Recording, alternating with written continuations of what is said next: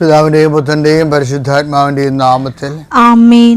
എന്റെ പ്രിയപ്പെട്ടവർ, ഇന്ന് ബുധനാഴ്ചയാണ്, മെയ് 14-ാം തീയതി. അമ്മേ പരിശുദ്ധ അമ്മേ, അമ്മേ പരിശുദ്ധ ദൈവമാതാവേ, കൃപാസനത്തിലൂടെ ഞങ്ങളുടെ ദേശത്തിനും അമ്മ മധ്യസ്ഥം തേടി തന്ന എല്ലാ അനുഗ്രഹങ്ങൾക്കും കൃപകൾക്കും ഞങ്ങളിപ്പോൾ ഹൃദയം നിറഞ്ഞ നന്ദി പറയുന്നു.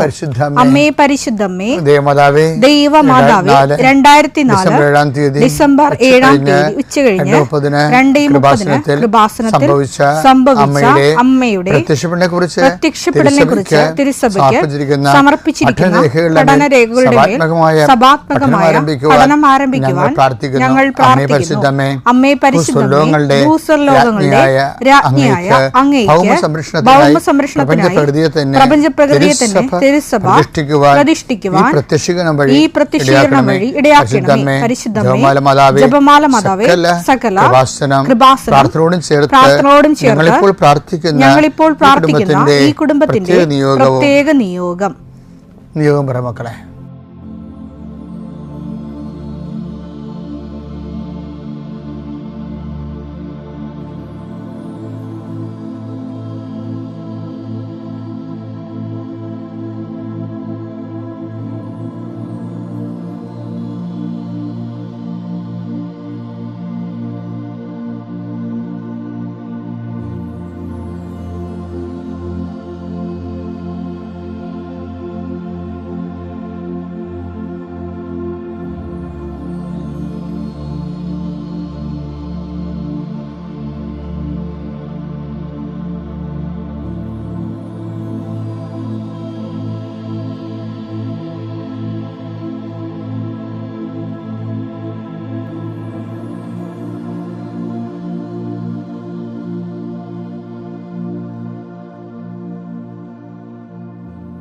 അമ്മയുടെ പ്രത്യക്ഷീകരണത്തിന്റെ ഈ അനുഗ്രഹവേളയിൽ ഞങ്ങൾക്ക് സാധിച്ചു തരുവാൻ കനിയണമേ. ആമേൻ. വിശ്വാസ പ്രമാണം.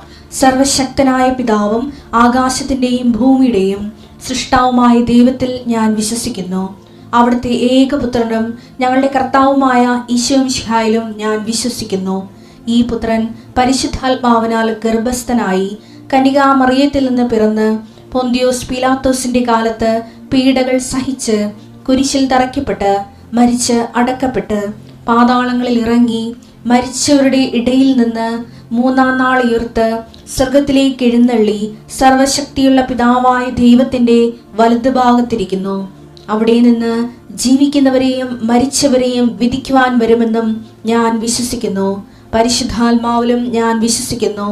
വിശുദ്ധ കത്തോലിക്കാ സഭയിലും പുണ്യവാന്മാരുടെ ഐക്യത്തിലും പാപങ്ങളുടെ മോചനത്തിലും ശരീരത്തിന്റെ ഉയർപ്പിലും നിത്യമായ ജീവിതത്തിലും ഞാൻ വിശ്വസിക്കുന്നു. ആമേൻ. സ്വർഗ്ഗസ്ഥനായ ഞങ്ങളുടെ പിതാവേ, അങ്ങയുടെ നാമം പൂജിതമാകണമേ. അങ്ങയുടെ രാജ്യം വരണമേ. അങ്ങയുടെ തിരുമനസ് സ്വർഗത്തിലെ പോലെ ഭൂമിയിലും ആകണമേ. അന്നു വേണ്ടുന്ന ആഹാരം ഇന്ന് ഞങ്ങൾക്ക് തരണമേ. ഞങ്ങളോട് തെറ്റ് ചെയ്യുന്നവരോട് ഞങ്ങൾ ക്ഷമിക്കുന്നത് പോലെ ഞങ്ങളുടെ തെറ്റുകൾ ഞങ്ങളോടും ക്ഷമിക്കണമേ. ഞങ്ങളെ പ്രലോഭനത്തിൽ ഉൾപ്പെടുത്തരുതേ, തിന്മയിൽ ഞങ്ങൾ രക്ഷിക്കണമേ. ആമേൻ. നന്മ നിറഞ്ഞ മറിയമേ, സ്വസ്തി. കർത്താവ് അങ്ങയുടെ കൂടെ സ്ത്രീകളിൽ അങ്ങ് അനുഗ്രഹിക്കപ്പെട്ടവളാകുന്നു. അങ്ങയുടെ ഉദരത്തിൻ ഫലമായി ഈശോ അനുഗ്രഹിക്കപ്പെട്ടവനാകുന്നു.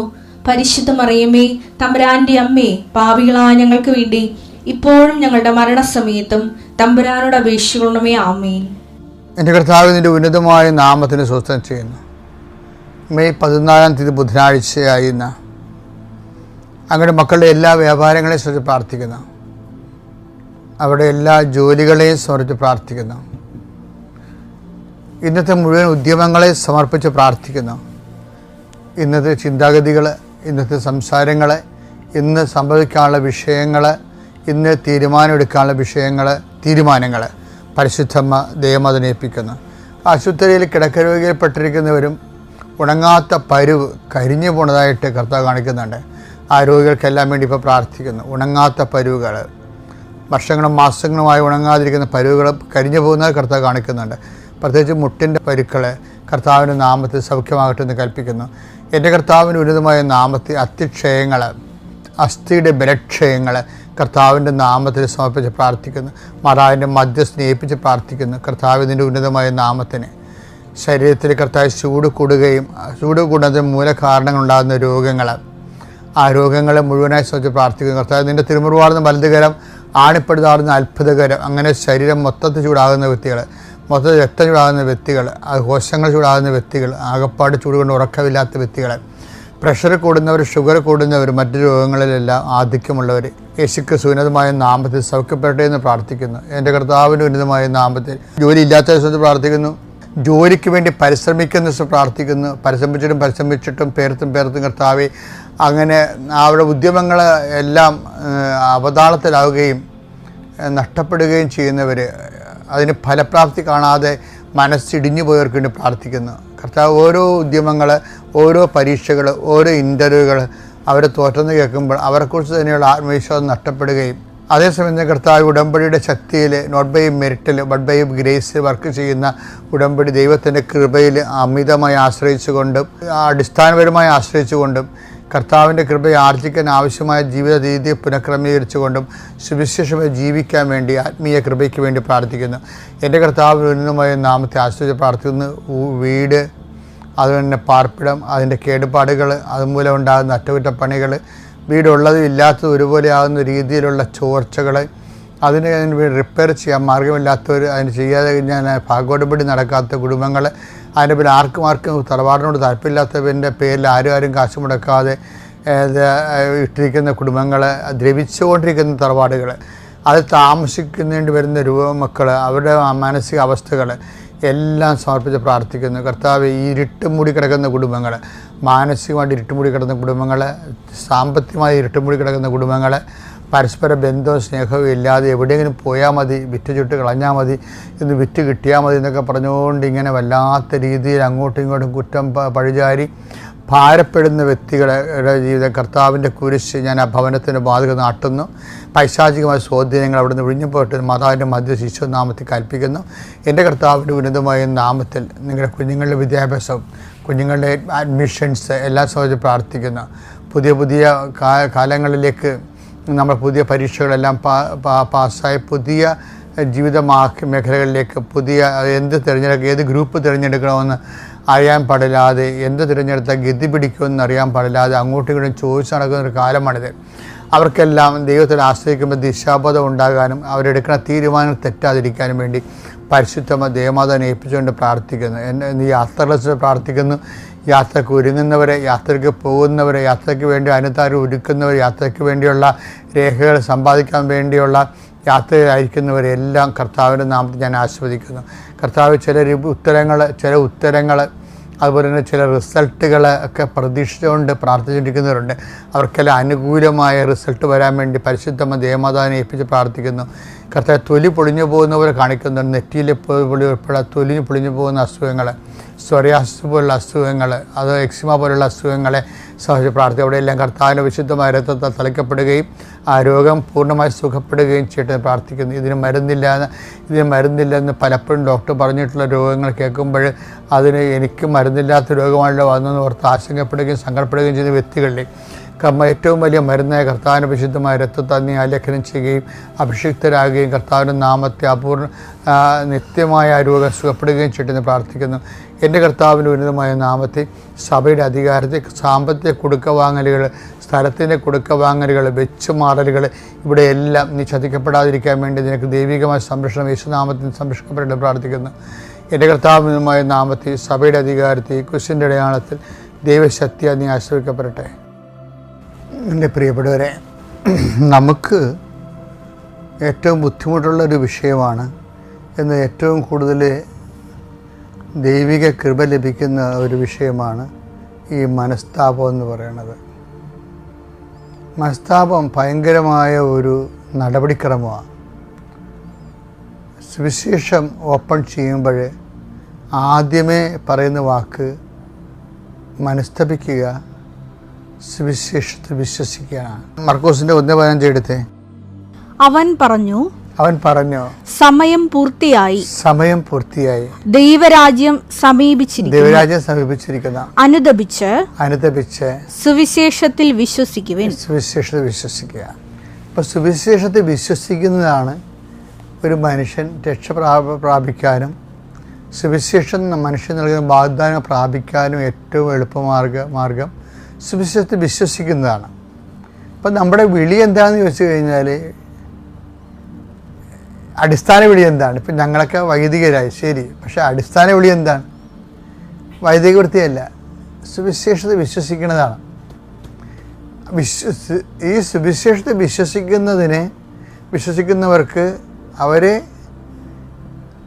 വിശ്വസിക്കുമ്പോഴാണല്ലോ അവൻ പറയണ പോലെ ചെയ്യണേ. നമ്മൾ ഉടമ്പടിയുടെ ഉദ്ദേശം അത് തന്നെയാണല്ല.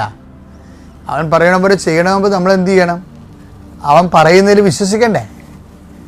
ഇവിടെയാണ് ഇത് വളരെ ശ്രദ്ധിക്കണം. അവൻ അങ്ങനെ വിശ്വസിക്കണമെങ്കിൽ എന്ത് ചെയ്യണം? ആദ്യ പ്രിറെക്വിസിറ്റ് എന്താണ്? മുന്നാവശ്യം എന്താണ്? അനുദപിക്കണം എന്ന് വെച്ച് കഴിഞ്ഞാൽ സുവിശേഷത്തിന് വിരുദ്ധമായ എല്ലാ നടപടിക്രമങ്ങളും, നമ്മൾ ചെയ്തു പോയ വിഷയങ്ങളും ജീവിക്കുന്ന സാഹചര്യങ്ങളിൽ നിന്ന് അനുതാപം ഉണ്ടാകണം. അല്ലാതെ ഞാൻ ചില ആൾക്കാരൊക്കെ ഇല്ലേ, ഒരു 3 പ്രാവശ്യം ബൈബിൾ എഴുതി എന്നൊക്കെ പറയത്തില്ലേ, അത് നല്ല കാര്യമാണ്. പക്ഷേ ആ അടിസ്ഥാന നമ്മുടെ ലൈഫ് എന്താണ്? ബൈബിൾ എഴുതുകയല്ലല്ല ശരിക്കും. ആദ്യം ബൈബിള് വിശ്വസിക്കണമെങ്കിൽ എന്ത് ചെയ്യണം? അനുദപിക്കണം. ഈ ബൈബിൾ എഴുതാൻ ഉദ്ദേശിക്കുന്നവരൊക്കെ ആദ്യം അനുദപിച്ചിട്ട് വേണം പണിക്ക് ഇറങ്ങാൻ. കാര്യം അനുദപിക്കുക എന്ന് പറഞ്ഞാൽ എന്താണെന്ന് വെച്ച് കഴിഞ്ഞാൽ, അനുതാപം എന്താണ്?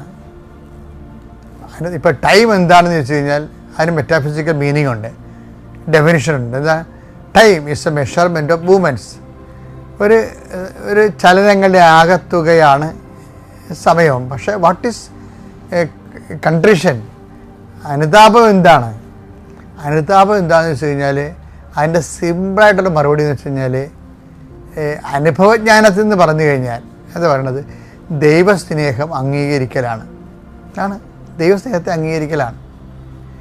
അപ്പോൾ ദൈവസ്നേഹത്തെ അംഗീകരിക്കുന്നത് കൊണ്ടാണ് നമുക്ക് വിനയപ്പെടാനും അതുപോലെ തന്നെ ആവശ്യമുള്ളയിടത്ത് നമുക്ക് ഹെൽപ്പ് ചെയ്യാനും, അതുപോലെ തന്നെ ആവശ്യമുള്ള വിഷയത്തിൻ്റെ മേലെ ഈ ദൈവസ്നേഹം അംഗീകരിക്കുന്ന വ്യക്തികളിലാണ് ദൈവം സാന്നിധ്യം നൽകണത്. ഒരു ഡോർ ഓപ്പൺ ചെയ്യണ പോലെയാണ്. അപ്പം അനുതാപം എന്ന് പറയുമ്പോൾ നമുക്ക് നെഗറ്റീവായിട്ട് തോന്നും. അപ്പോൾ എനിക്കൊരു അനുതാപത്തിൻ്റെ ആവശ്യമില്ല, ഞാനൊരു തെറ്റും ചെയ്യില്ല എന്നൊക്കെ പറയാം. ചില ആൾക്കാരൊക്കെ പറഞ്ഞു അനുതാപം എന്ന് പറഞ്ഞാൽ ഉടനെ ആൾക്കാർ പറയണത് ഞാനൊരു തെറ്റും ചെയ്തിട്ടില്ല, ഈ പാപികളാണ് പള്ളിയിൽ പോകണമെന്ന് പറയത്തില്ല, അങ്ങനെയൊക്കെ പറഞ്ഞുള്ള ആൾക്കാർ. പക്ഷേ അനുതാപം വാട്ടിച്ചിട്ട് അതെന്ന് പറഞ്ഞാൽ അതിൻ്റെ ബേസിക്കായിട്ട് എന്താണത്? ദൈവസ്നേഹത്തെ അംഗീകരിക്കുകയാണ്. ഓപ്പൺ ടു ദി സ്പിരിറ്റ് അല്ല, open to the love of ഗോഡാണ്. വാട്ട് ഈസ് കൺട്രീഷൻ എന്ന് വെച്ച് കഴിഞ്ഞാൽ, what is condition? Condition is open to the love of God. ദൈവത്തിൻ്റെ സ്നേഹത്തിലേക്കുള്ള തുറവിയാണ് അനുതാപം എന്ന് പറയുന്നത്. അപ്പം നമ്മൾ എന്ത് ചെയ്യും? ദൈവസ്നേഹത്തിന് പ്രാധാന്യം കൊടുത്തുകൊണ്ട് ഒരു ജീവിതക്രമം രൂപീകരിക്കും. ആ ജീവിതക്രമമാണ് നമുക്ക്, ദൈവസ്നേഹത്തിന് പ്രാധാന്യം കൊടുത്തുള്ള ജീവിതക്രമമാണ് നമുക്ക് സുവിശേഷം തരണത്. അതുകൊണ്ടാണ് ഉടമ്പടിയിൽ 1/2 മണിക്കൂർ വചനം വായിക്കണമെന്ന് പറഞ്ഞതിൻ്റെ കാരണം, അവന് ഉടമ്പടി 2 ആഴ്ച ഒരിക്കൽ കുമ്പസാരിക്കണമെന്ന് പറഞ്ഞതിൻ്റെ കാരണം അതാണ്. അപ്പം അതനുസരിച്ച് ജീവിക്കുന്നവരുടെ ഉടമ്പടി സാക്ഷ്യങ്ങൾ കണ്ടില്ലേ, അത് ഞെട്ടിപ്പിക്കുന്ന സാക്ഷ്യങ്ങളാണ്. കാര്യം ദൈവതിരുസന്നിധിയിൽ ദൈവത്തോട് സത്യസന്ധരായിരിക്കുക എന്നുള്ളതാണ് ഏറ്റവും വലിയ ഒരു ദൈവവിളി എന്ന് പറയണം നമുക്ക്. അതായത് ഏറ്റവും വലിയ ദൈവവിളി എന്ന് വെച്ച് കഴിഞ്ഞാൽ എന്താണ്? ദൈവത്തോട് സത്യസന്ധരായിരിക്കുക. അപ്പോൾ ദൈവത്തോട് സത്യസന്ധരായിരിക്കുമ്പോൾ നമുക്ക് എല്ലാ വിഷയങ്ങളോടും സത്യസന്ധത പുലർത്തേണ്ടി വരും.